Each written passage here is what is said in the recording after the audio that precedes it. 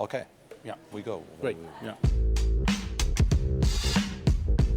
Welcome to Paris. The EuroPCR 2015 course just came to an end.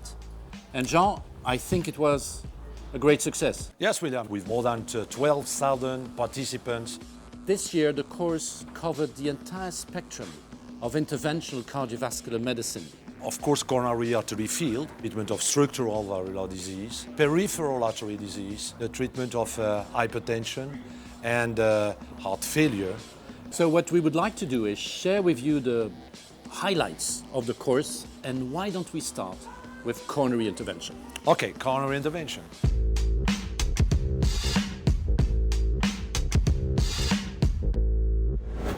Welcome everyone.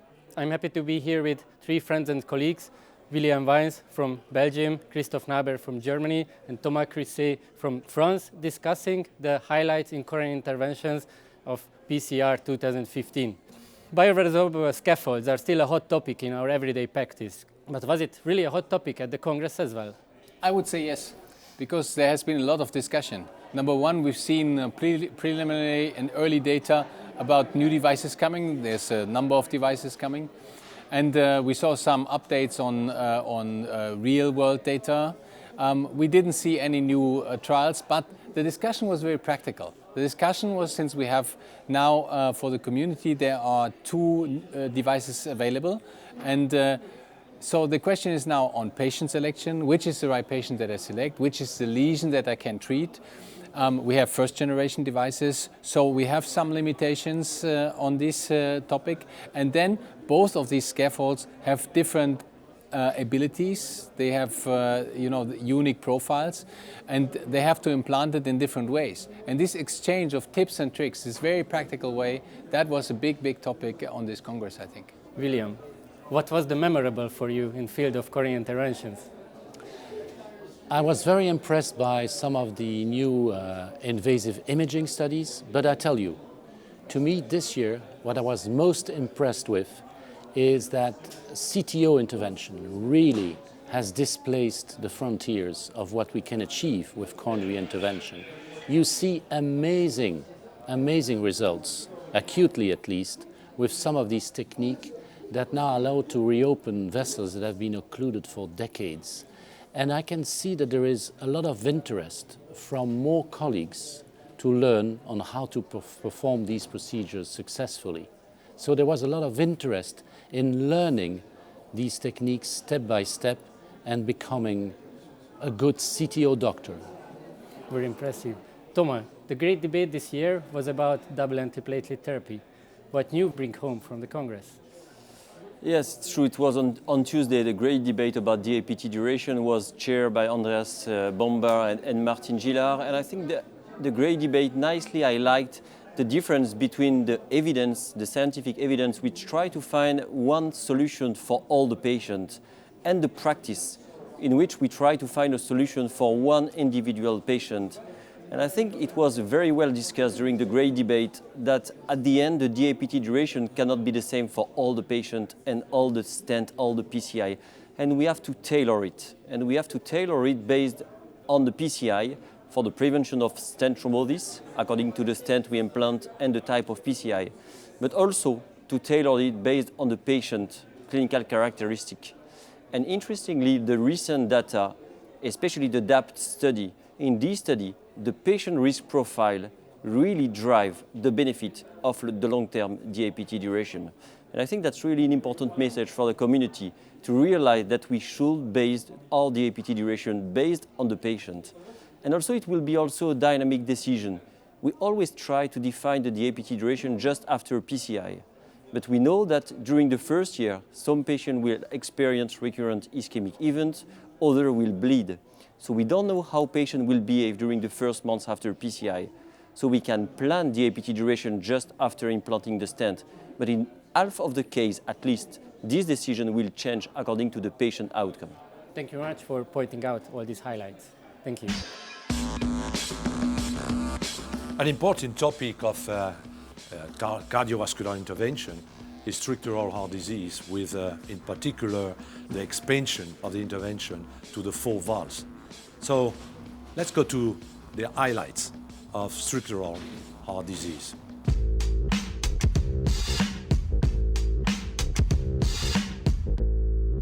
This year we've had a very busy structural programme at the Congress, and it's my great pleasure to welcome some of my colleagues here today to talk about the highlights of the programme. I have with me today from Montreal, I have Pascal Thériault-Lozier, I have Niccolò Piazza from Montreal as well, and I also have Bernard Prendergast from London. Bernard, if I could start with you. TAVI, of course, is already a very established therapy. However, it would be great to hear from you what are the latest innovations in this field. So as you say, Patrick, it's now more than 10 years since the first procedures, and TAVI is an established tool for the clinical treatment of many more patients with aortic stenosis than even we envisaged 2 or 3 years ago. We now have new devices coming to market, 4 new devices in the last year, and we have the 3rd generation devices of the original groundbreaking technology. We've seen data at this Congress which have outlined the ironing out of many of the previous concerns regarding the durability of the devices and some of the technological changes which required fine-tuning to really optimize the clinical outcomes. So we've seen data, for example, with 90% 1-year survival with 3rd generation devices. We've seen 1 and 2% stroke incidence at long-term follow-up. We've seen the virtual abolition of paravalvular leak as a concern for the interventionists, and we've seen falling rates of pacemaker requirement in the large series. So the future is looking very, very positive for TAVI and for its continued expansion into intermediate and low-risk cohorts. So we've heard some excellent results from the established devices that are on the market at the minute. Perhaps tell us a little bit about the emerging devices that are coming through at this minute. Okay, so the main emphases now are on the recapturable devices. Boston Lotus is maturing very fast. The retrievability, the accurate positionability, the Symetis valve, for example, and also the possibility that these devices may now become applicable for treatment of aortic regurgitation as well. And the Jena valve is showing particular promise in that regard. So I see an expansion of this technology beyond aortic stenosis to encompass aortic regurgitation as well in due course. So some really exciting results in the field of aortic interventions. Niccolò, if I could ask you a little bit now, if TAVI is the established therapy, mitral valve replacement percutaneous is a new kid on the block, can you tell us what's happening with mitral valve replacements percutaneously? Yeah, you're absolutely right. It is a new kid on the block, and we're starting to hear of more first-in-human experiences. And during PCR this year, we've heard that there have been 4 first-in-human devices that were implanted during the year of 2014. And at the moment, there's approximately 35 to 40 implants worldwide. Okay, and we've seen feasibility. Can you tell us anything about efficacy at this minute in time, or is it too early to say? Well, I think these first-in-human studies have clearly shown the proof of concept. We've demonstrated that you can obtain no paravalvular leaks after implant and stability of the device. One of the vexing issues in the field is patient selection and which patients would be best addressable with this therapy. So when we talk about patient selection, we're talking about the patient risk profile, the surgical risk profile, the anatomical criteria that we need to think about, and also the procedural risk, comparing, for instance, a transcatheter mitral valve replacement procedure versus a transcatheter mitral valve repair procedure. So we need to think about all of these when selecting the right patient for these replacement procedures. So clearly some really early promising developments in the percutaneous line of mitral valve replacement, but of course we have to look after the whole of the left ventricle, and this is something that's a real challenge. I think this leads us quite neatly on to percutaneous heart failure therapies. Perhaps you could tell us a little bit about any developments we have at the Congress or in the past year or so on heart failure therapies percutaneously. Sure, there's been a number of devices in the field. There's been a lot of innovation in the field of interventional heart failure. We're starting to hear of sensors being placed in the heart for patients with heart failure. We're also hearing about devices help to treat ischemic and non-ischemic cardiomyopathies. And today we've seen recent results with the parachute device, a device that is intended to obliterate the apex of patients with apical scars in order to improve their left ventricular geometry, and furthermore, potentially reduce mitral regurgitation. So I'm sure, gentlemen, you'll absolutely agree the importance of imaging, pre-procedural and also procedural guidance is integral to the world and development of structural interventions. Pascal, perhaps you could tell us a little bit with your engineering background about what developments we've seen in this particular arena in structural imaging. Well, we've known for many years that imaging is crucial to the sizing and patient selection for structural heart interventions. We think about TAVI, outcomes have been affected by proper sizing with CT, and now with these new interventions, they're being developed for the mitral valve and for heart failure, CT will for sure play a crucial role in those patients, and we've seen some abstracts presented on how to measure CTs for those specific interventions. And we've also seen interesting results from companies that provide intraoperative imaging and fusion imaging, such as the Heart Navigator from Philips, where more information is provided to the interventionalist during the intervention in order to really optimize the results. And I think the challenge, Patrick, now is to create a new dialogue, building on the partnerships we've already established between the interventionist and the imager, not only in the catheter lab, but in the planning procedure, in the case selection process, because it's going to be vital, not only for the best clinical outcomes, but also to harness these very bright and exciting technological developments over the next 5 years or so. Can you perhaps bear to see a new subspecialty of interventional imaging specialists to help us with these procedures? I think absolutely that's going to be a fundamental requirement. You know, we need to broaden the heart team even wider. We need to retain our partnership with surgeons as we do these innovative left ventricular and mitral valve interventions together. But we need the help of our imaging colleagues to really guide us, not only in planning those procedures, but in performing them skillfully and successfully. Gentlemen, thank you very much indeed. So today you've heard very clear innovations both in the world of aortic valve interventions, mitral valve interventions, percutaneous heart failure, and in the exciting and developing world of interventional structure imaging. That's a wrap here today from EuroPCR. Thank you. Difficult to treat hypertension remains a major problem. This was discussed again during the course. And also heart failure.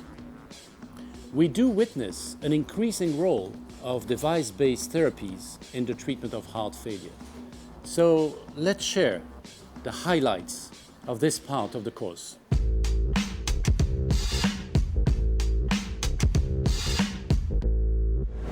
Welcome, my name is Gábor Tóth, I'm from Austria, I'm an interventional cardiologist, and we are here to discuss the highlights of PCR 2015 in the field of interventional treatment of hypertension.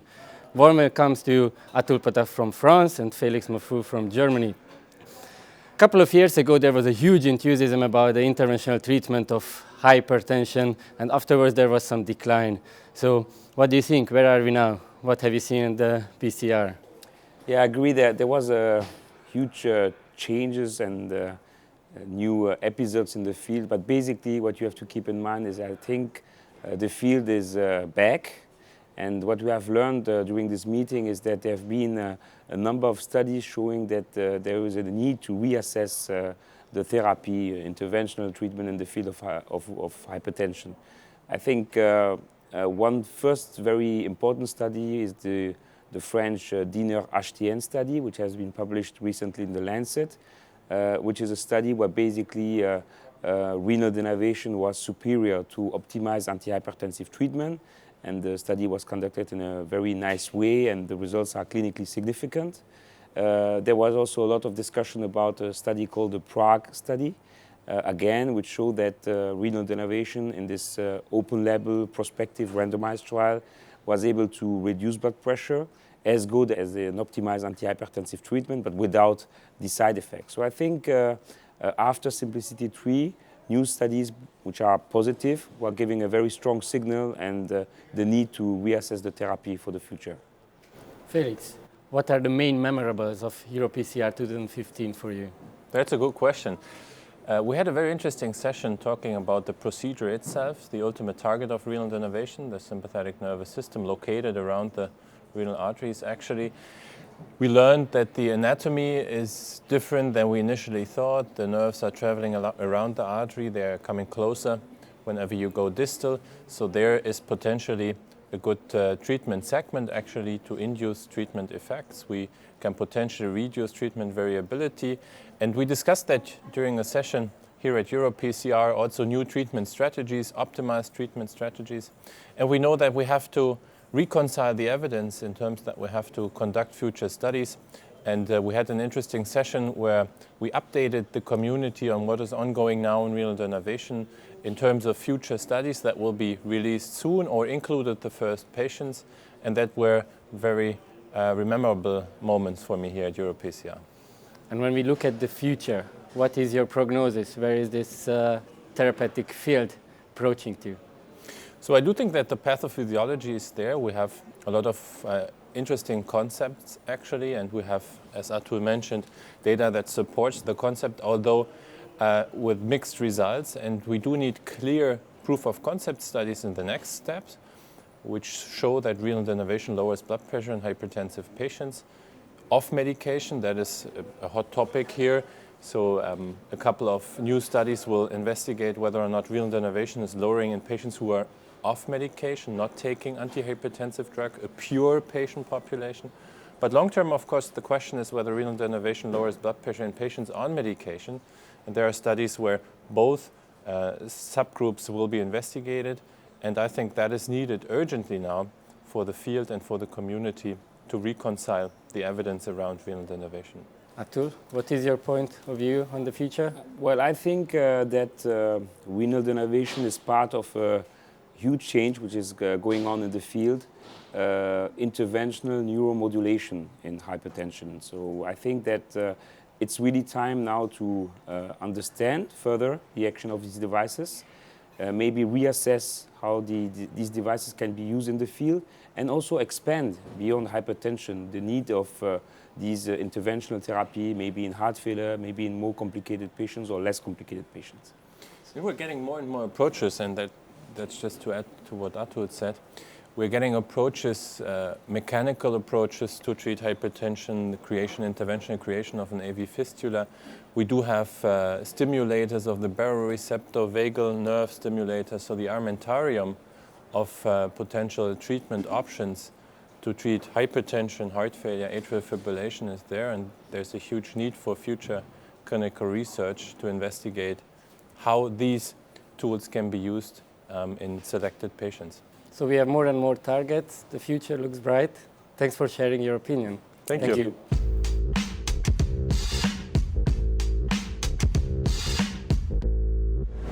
Welcome. My name is Gábor Tóth. I'm interventional cardiologist in Austria, and we are here to discuss the highlights of PCR 2015 in the topic of interventional treatment of heart failure. Welcome, Ren Kornowski from Israel and Joseph Bartonek from Belgium. Good morning. So, Joseph, traditionally the treatment of chronic heart failure is rather a pharmaco field, but still over the last few years interventional cardiologists are taking over some of this field. What is the reasoning behind? Why do we need it? Heart failure represents one of the most prominent challenges in modern public health. It's a progressive disease where the current standard of care is not able anymore to address the increasing prevalence of heart failure, creating the therapeutic gap in the current multidisciplinary management. Devices are here to expand the armamentarium of the current approaches and have potential to address multiple therapeutic targets, addressing adaptive mechanisms or the substrates leading to the heart failure. So the intention is indeed to fill a gap in the therapy, but Ren, was it really that hot topic at PCR 2015? Yes, there were multiple sessions on the field of heart failure management, and especially device-based technologies and new technologies to handle the growing problem of heart failure. I can summarize the field that has been presented during PCR. There have been many presentations on new sensors and implantable monitoring system, both internally and externally, and this was meant to detect heart failure before a true deterioration of the clinical scenario. Second, some implantable devices to unload the congested heart, such as valve or devices implanted between the left and right atrium to diminish the pressure increase during heart failure. Some devices in order to deal with the problem of ventricular remodeling, both from the left side and on the right side. And I think there is still interest, and there have been some presentation on the issue of biologic treatments such as cell transplantation or genetic modification in order to improve the heart function. So yes, I think that there is still a growing interest in this field. So the approaches are pointing on monitoring and pointing on treatment as well. Joseph, how do you see the future? I think we are going to see more and more of these approaches. And there are technological advances combined with biological advances, and all these are going merging into one multi-facet management of heart failure. On one hand, optimal medical care, on the other hand, modulation of the ischemic burden, modulation of the valvular disease. This together coupled with what Ren highlighted with the new approaches will give hope to our patients and community to come up with a very concise, holistic approach to the complex problem of heart failure. Ren, what should be the focus of the future? Where should we mainly attend to? First of all, I see in the future more communication between the interventional cardiology community and the heart failure community, as well as electrophysiology. So we'll have to work as heart failure teams. Second, I think that some of the promises and some of the new devices and the preliminary clinical data we have right now should be translated into larger prospective randomized clinical trials with hard endpoints, because in heart failure it's about symptoms, but it's about prognosis. So we have to improve the cardiac prognosis of these patients. So I think there will be growing interest in the field, more activity, more trial, more data, and hopefully better outcome for the patients. So I'm sure in the future we'll have a lot of discussion about this topic, and it's a growing field. So thank you for sharing your opinion. Thank you very much. Thank you very much. Interventional cardiologists are more and more involved in the treatment of peripheral artery disease, and together we will share with you the major highlights in this domain. And finally, we will discuss the most important late-breaking trials and uplines that were revealed for the first time during the course.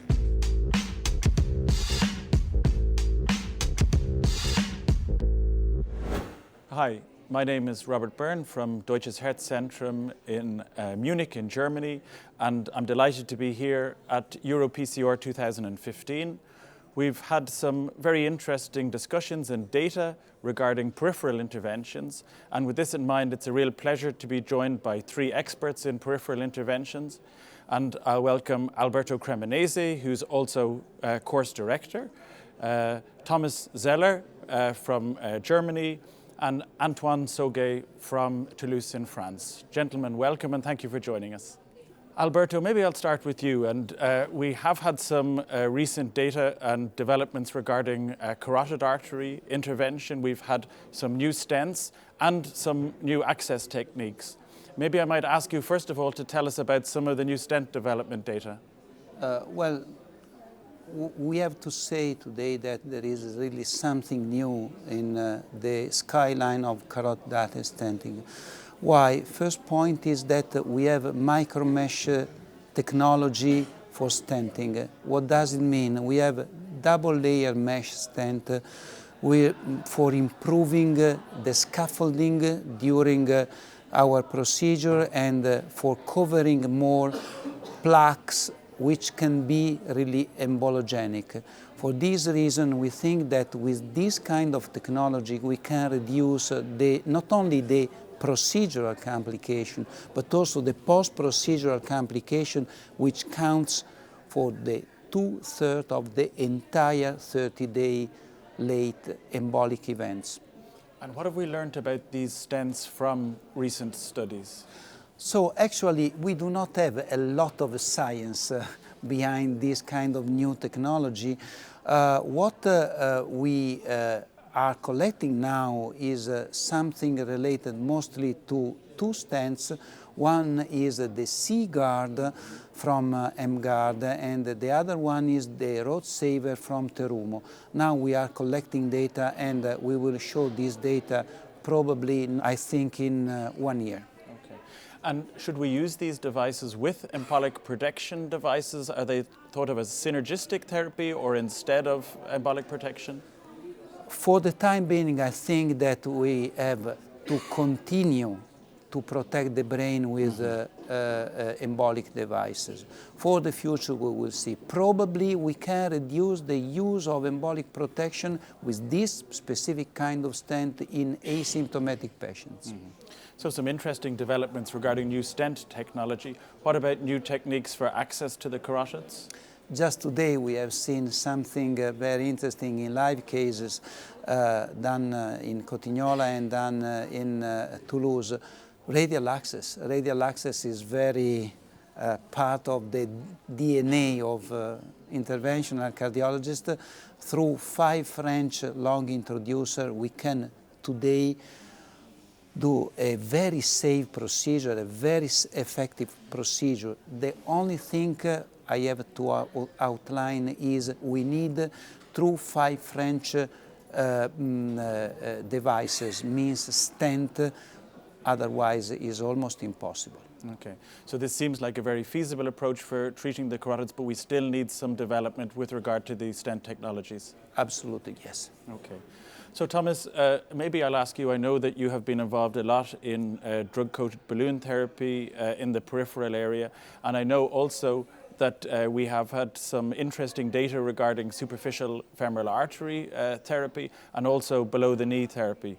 Maybe I'll start by asking you to tell us what's new in superficial artery territory.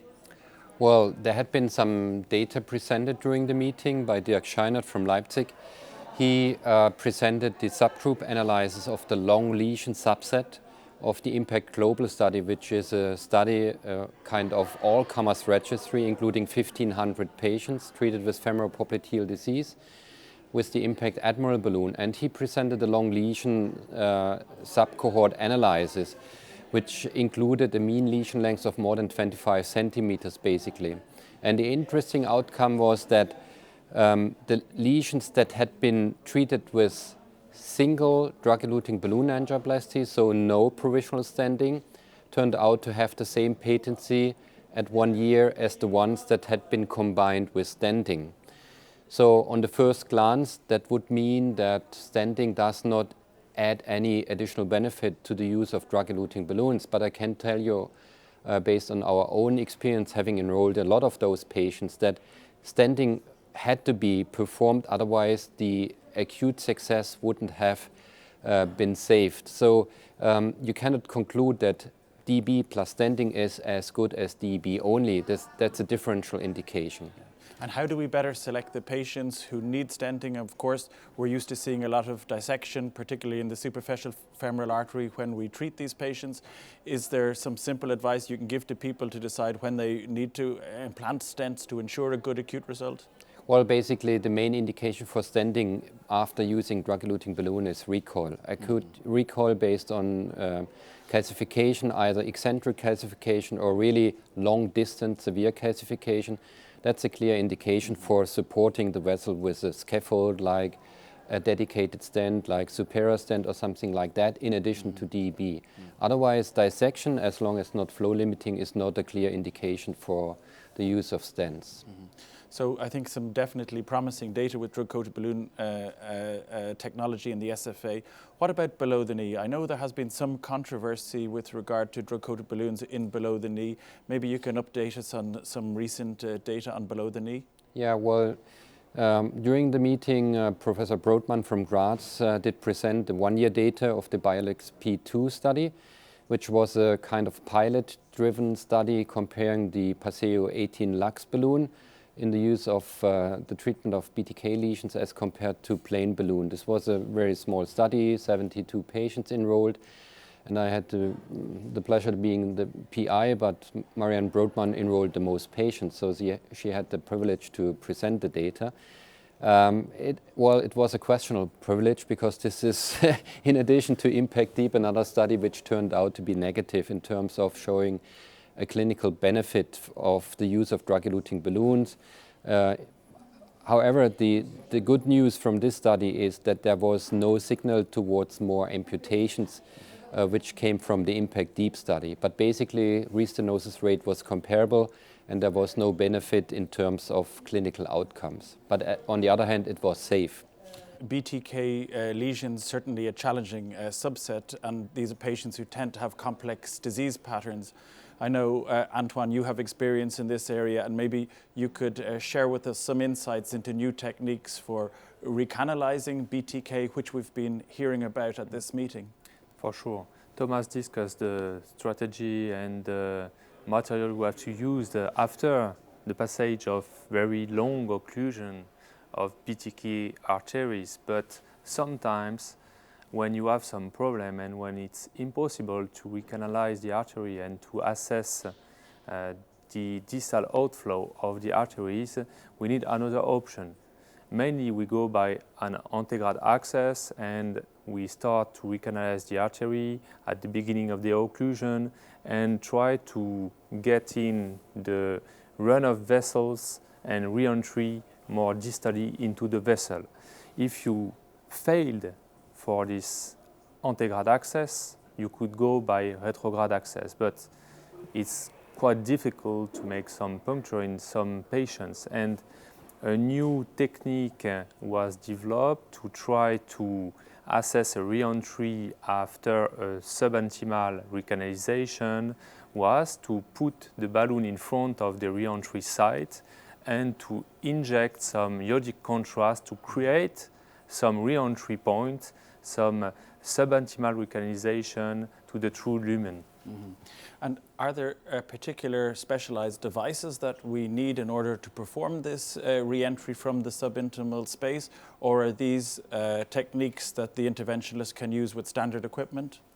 Yes, with very standard equipment, because you could use some catheter to assess the injection of iodic contrast, or you could use some balloon angioplasty with over-the-wire balloon and you inject some iodic contrast. It's easier, it's a simple strategy, and after, when you create the re-entry point, you could put your wire in the true lumen and to perform the angioplasty for the next step.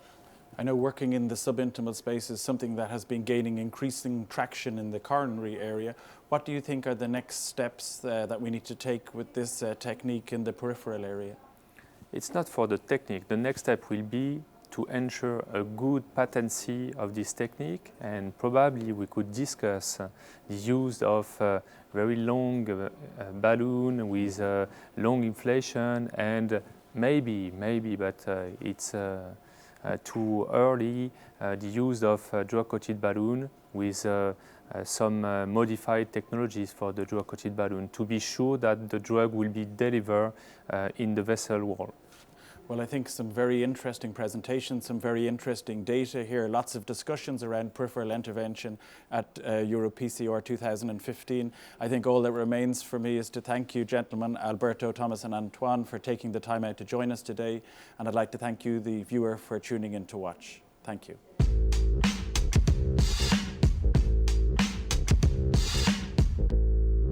Hello. My name is Robert Byrne from the Deutsches Herzzentrum in Munich, and I'm delighted to be here at EuroPCR 2015 in Paris. I'm very pleased to be joined by two of the course directors, William Wijns from Aalst and Steffen Windecker from Bern. We've just heard some very interesting information from the late-breaking clinical trial session here at PCR, and we'd like to discuss briefly two studies, Notion and Deflect 3. William, maybe I'll start with you. Could you tell us a little bit about Notion? It's a TAVI study, why it's important and what we learned new at the session today. What Dr. Sondergaard presented on behalf of the investigator team was the update, 2-year results of this trial that is a randomized study comparing TAVI with surgical aortic valve replacement in low-risk patients. That is unique, and that's why we think these data are really important. And were these truly low-risk patients? Because we have had studies, of course, with inoperable and high-risk patients, and were these genuinely broadly selected patients? These patients were defined as nearly all comers, but the two main entry criteria to remember, and that really qualify them as low risk, is age, okay, older than 70, and the STS score, that was on average around 3, which really is indicative of low risk. So these really are low risk patients. Stefan, maybe the primary endpoint they were looking at, what was that endpoint and what did they find? They looked at the composite primary endpoint consisting of death, myocardial infarction and stroke. So this is really a clinically important event because all of them may importantly affect the outcome. And the findings now at 2 years with the update were that in the patients treated with the self-expanding transcatheter valve had an event rate of 15.8% as compared to 18.8% among patients who were treated with surgical aortic valve replacement. I do think that both the design but also the findings are provocative because they really ask the question whether among low-risk patients, where we currently have the gold standard of surgery, transcatheter aortic valve implantation may be able to replace that. And this question was asked at a time point with a device we are no longer using. That is, the study started in 2009, and in the meantime, we have important iterations in device development. So the study hypothesis then was non-inferiority of TAVI against surgery, and you're asking maybe with iterative device improvement nowadays, if we were to conduct this study with modern contemporary devices, would we in fact see superiority? That's the intriguing hypothesis that these results are raising. We have data on some of the side effects like paravalvular leak. Stroke rates were actually numerically somewhat lower in the TAVI group versus surgery. At that time, the rate of pacemaker implantation was higher in the TAVI group. Stroke rates, we're talking about 3.6% in the TAVI group at 2 years. And this is with the core valve, just to be clear. Sure. Yeah. So, I mean, actually, just talking about stroke, it moves us on very nicely to the second study that we wanted to briefly mention, and that's the Deflect 3 study, also a study in TAVI patients. And here, the question the investigators were asking, if I understand rightly, is did cerebral protection devices bring incremental benefit for the patients? Stefan, can you tell us a little bit more about this study? Yes, so this is also an intriguing study because patients were randomly assigned to cerebral protection using a deflecting device positioned across the supraaortic takeoff of vessels, protecting the entire supracranial circulation among patients undergoing transcatheter aortic valve implantation, actually with either the Edwards sapien or the core valve. And the patients then underwent, after the procedure, a diffusion weight magnetic resonance imaging of the brain. And actually that examination was also repeated after 30 days, although a considerable portion of patient was lost to follow-up between that post-procedural scan and the follow-up scan. But the intriguing findings are that after the procedure, there was a significant difference in the amount of intracranial lesions in the group of patients who were protected by the device. So in this group it was lower as compared to the conventional group. Now this in itself would not be so interesting because that has been shown before, but what really this study adds is that for the first time it establishes a link with neurocognitive function. So patients not only underwent brain imaging, but also sophisticated assessment of neurocognitive function. And there was an improved outcome among those patients with fewer lesions who were in the deflector protection group. Yeah, that's interesting because we've seen lots of data from diffusion-weighted MRI scans after TAVI, and we know these lesions occur quite frequently. They're detected quite frequently. How do we interpret the clinical relevance of these new lesions that we see, and does this study move us forward? I would think so, and the fact that the detailed, very sensitive imaging technique was used, but also correlated with clinical outcomes in terms of one of the important, if not the most important function of the brain, cognitive function, I think is really new. And what's striking to me is a sort of paradox. We hear a lot, and we will hear a lot about making TAVI procedures easier, slender TAVI. And it was felt for many years that the use of protection devices would actually make the procedure more complex with perhaps not too much of a benefit. Here we have a benefit. The procedure itself seemed to be done with rather, easily without making too complex. And we have to see this in the perspective of addressing a lower risk population and put this in light of what we've just discussed about notion. As we go to lower risk people, of course, you want to avoid by all means any side effect, but particularly stroke that has an impact on cognitive function. Well, I think two very important studies, and I think we've learned a lot from these studies today. I'd like to thank you for joining me here today. I think if I could sum up, we've learned from the NOTION study that TAVI seems to be inferior to surgical aortic valve replacement in a relatively broadly inclusive patient population, and that these findings are durable out to 2 years. And moreover, the use of cerebral protection devices may now show benefit not only in reduction in ischemic endpoints at imaging, but also offer patients benefit in terms of improved neurocognitive function. And I think they're two important lessons that we can take from today.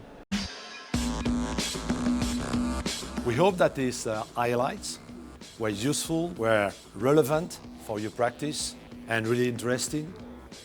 We believe that EuroPCR was an opportunity to meet and share all the progress of our discipline. Certainly our community is vibrant, and there is continuous progress in the treatment of patients with cardiovascular disease through device-based therapies. So we're looking forward for you joining one of our future PCR educational events.